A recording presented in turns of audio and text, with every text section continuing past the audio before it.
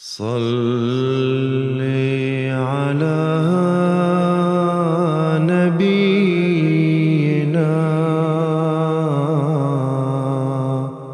صل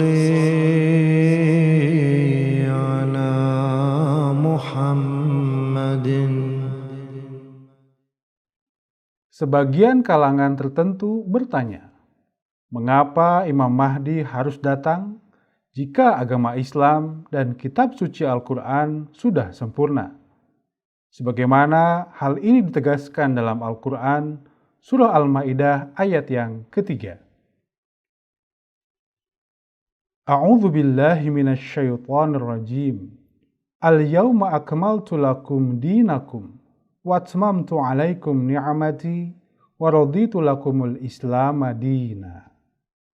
Hari ini telah kusempurnakan bagimu agamamu dan telah kulengkapkan atasmu nikmatku dan telah kuridhoi bagimu Islam sebagai agama. Atas hal ini, tentunya Jamaah Ahmadiyah meyakini bahwa agama Islam dan kitab suci Al-Quran adalah sempurna. Bahkan Ahmadiyah percaya bahwa tidak boleh merubah atau bahkan menambahkan sesuatu atas keduanya. Pendiri Ahmadiyah, Hazrat Mirza Ghulam Ahmad alaihissalam, di dalam beberapa kitabnya menegaskan bahwa tiada satu huruf pun dari Al-Quran yang dapat ditambah atau dikurangi, karena Al-Quran adalah kitab yang paling sempurna. Namun demikian, Al-Quran sendiri mengisyaratkan bahwa untuk mendapatkan kemuliaan dan kesempurnaan kitab suci ini, maka umat memerlukan bimbingan seorang utusan Allah, yang kemudian akan menjelaskan hakikat kitab suci dan mewartakan rahasia-rahasia samawinya. Hal ini disebutkan dalam surah Al-Baqarah ayat 151. Wa yu'allimukumul kitaba wal hikmah, dan mengajarkan kepadamu kitab dan hikmah. Adapun di sisi lain, dengan sangat menyesal, kita mendapati sebuah nubuatan yang menyedihkan tentang kondisi Al-Quran di akhir zaman. Allah Subhanahu wa Ta'ala dan Rasulullah Sallallahu Alaihi Wasallam telah menyebutkan bahwa pada suatu masa Al-Quran yang sempurna ini akan ditinggalkan oleh umat Islam. Tentang hal ini, Al-Quran mengisyaratkannya dalam surah Al-Furqan ayat yang ke-30. Wa qala ar-rasulu ya Rabbi inna qaumi ittakhadhu hadzal Qur'ana mahjura.